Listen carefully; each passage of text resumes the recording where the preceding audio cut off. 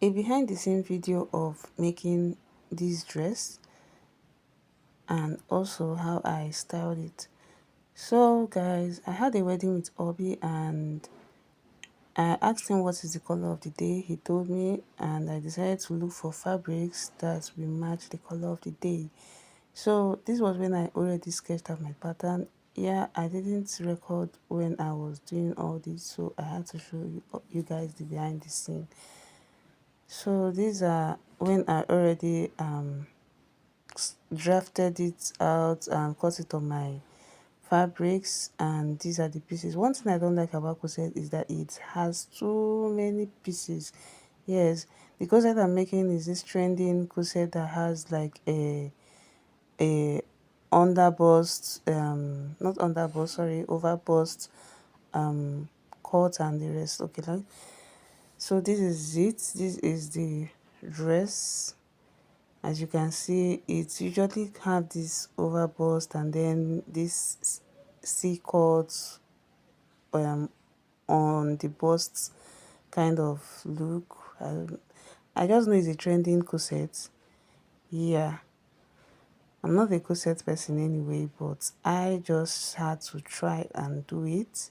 And that is the main reason why I didn't really give it that structure, because I don't want it to be too structured. I won't be able to be comfortable on it. So when I was done with that front and cutting the back of the dress, I realized that the fabric was not going to be enough. So I had to look for another emerald green fabric to do my modesty bag and also my sleeve. Yeah, the up of my dress, I can't wear a tulle dress like that, so I had to look for something that will match to do the up of the dress as a jacket kind of thing. And since this fabric matched, I had to use it to see what it would be like. Honestly speaking, I didn't really plan this dress. I was just picking out fabrics I had, leftover fabrics I had with me. So this was where I was trying to do um my eyelets. At first I was using that stuff, seam ripper, yeah, that's what they call it. I was using that seam ripper to try and open it because my my eyelets holder got spoiled. So this process I'm using now kind of felt so stressful to me anyway. But I was doing it and just wondering what is the better way I'm going to do this thing so that I can just be fast, because I have a lot of holes to make and I still have a lot of um things to do on this dress, and I have just 1 week to finish this dress. Yeah, I started this dress on a Monday and by Friday I was done. Yeah, I did both the sewing, the cutting, the sewing and the beading. I did everything. Well, in the beading aspect, my worker helped out, but I did majority of everything that concerns this dress. So at a point, I realized that I could actually use this my rivet machine to actually give this dress a hole. And when I was doing it, you guys, I was kind of really so proud though. Honestly, I was like, and why was I stressing myself? I didn't really know that the dice of this Revit machine for eyelet making could actually give me the hole. I don't know if you get what I'm saying. It was I actually just like you just have to put it on the dress, the point where you want to open your hole. You just put it on the dress, hit it, and to open the hole. Then you remove the fabrics that came out of there before you now put your eyelets to close up that place. So it's just that simple, and that's what I did. So yeah, I continued with it here and it was actually fun. But at a point it was as if my the down dice that there's one stuff that do pop out there. It was as if it was going inside, but it didn't affect my eyelid making anyway. So I don't know if this thing I did I don't know if I was actually spoiling my stuff, but it didn't. Anyway, it came out well and nothing happened to my dice, neither did anything happen to my Revit machine. So it's a win-win. As you can see, this is what I'm doing. See it. I'll remove that excess thing because of the punching that happened. Then after removing it, I will just I had to bring out this thing to know what's up. But I realized that after doing this thing and the thing did not come out, I realized that it was still working on. Because at first I was worried that it's as if I've spoiled my dice, but it didn't affect it. So yeah, that was how I did it, and you can see the outcome. I was just having fun doing this when I realized that okay, I could actually use my Revit machine to open these holes, and I was here stressing myself. And it actually gives the perfect opening. Honestly speaking, it gives the perfect opening. You don't have to worry about it pulling off or the hole being too excessive, those kind of thing. I didn't have to worry about it.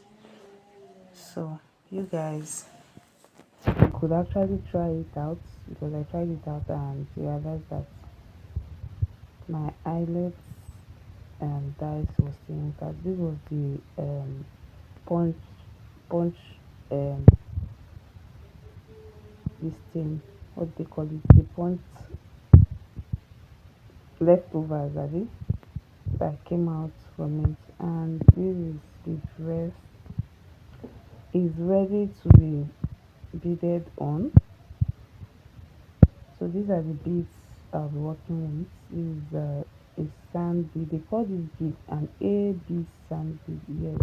As a beader, you have to know the names of your bead. This is a crystal bead. This is a crystal bead. And this is a pipe bead. Yeah. This is a sand bead also. This is also a sand bead. I had to use a sand bead in gold. I used two gold sand beads, the pipe bead, and no, I used two gold color beads. Yeah, the sand bead and the pipe bead. Then this is my stud. Yeah. So the green, this AB green bead is not just the normal green emirate bead. It has, if you look at this bead, it usually comes with so many, it looks like it has so many colors on it. The AB sand bead I'm talking about, it usually looks like it has so many colors attached to it. Yep. So you guys, the next thing I'm going to do now is to draw a pattern on this dress, which we are going to follow in doing our beading. And if you look here, you'll see that I already did my pattern. I did a flower kind of pattern, and here we have already started beading the dress. Yes, I did not tighten the dress on the mannequin because we need to have some space on it. You don't have to tighten your dress on the mannequin if you want to bead it, because you will need space where you can put your hand for comfort to get the parts you want to bead. Like I said, the sewing and beading of this dress happened in 1 week. That's the cutting, sewing, and beading happened within 1 week. As you can see, I and my worker, we are already beading the dress. Yes, I taught her what to do. She is one of my trainees, and she's doing a wonderful a wonderful job. You can see how serious we are trying to meet up with this dress. I'm not gonna lie, I said it took 1 week, yes, but you guys, that 1 week, it was like from morning till midnight till another morning till midnight in 3 days. Because when I started this bidding, it was already Wednesday, so there was no time. I was actually trying to make this dress and also trying to make customers order, so I didn't really focus on the dress. So I started bidding this dress something like a Wednesday. Yeah, Wednesday was when I started this dress, and because of the limited time, we really didn't know how we're going to go about it, but we just had to continue with it. And when she left, when she went home, I continued till the night. Yep, that's the stress I went through making this dress. Am I going to make this dress again? I really don't know, because I'm not a corset person. Maybe in another style, and maybe when doing that one, I'm going to record record it from the beginning to the end. The reason why I couldn't record this from the whole cutting process was that I was in a hurry.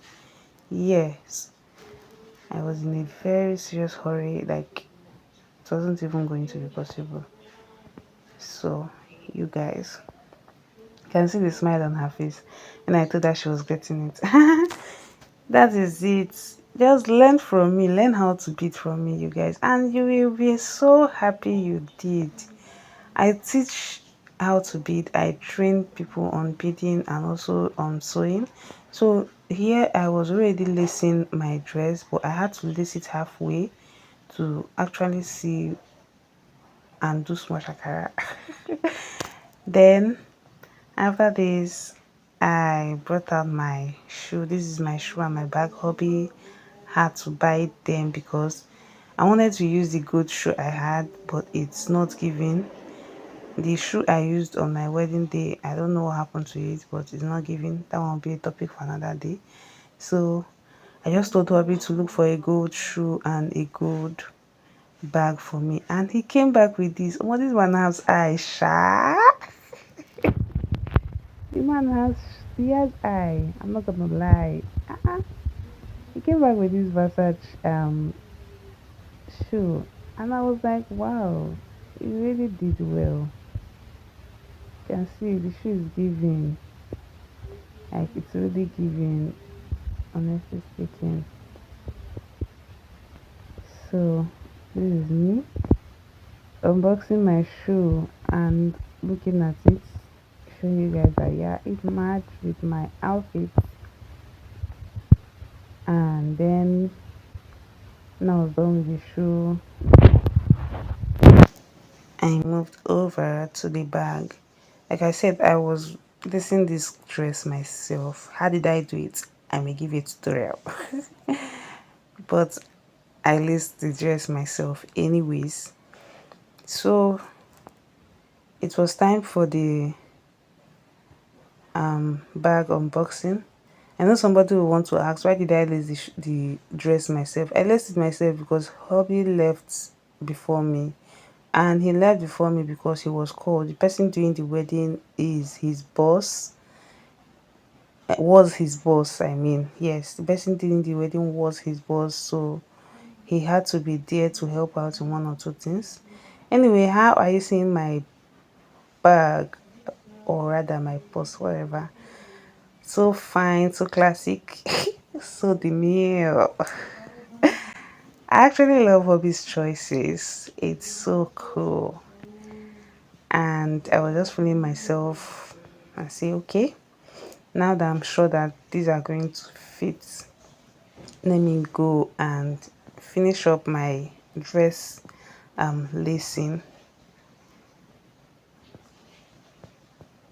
Okay, there is no light, so I'm sweating, but I am actually done lacing my dress, and this is me.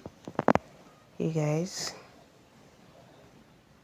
can see I actually did this lacing myself, yes, and it's actually quite, well, let's say it was easy. It wasn't that easy, but it was easy, sha. So how do you see my styling? This is the back of my dress. I'm showing you guys the back of my dress and the front. I try abi I no try.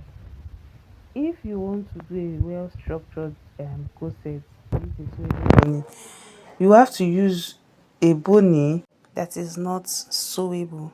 So this is me at the wedding event. Thanks for watching and don't forget to subscribe.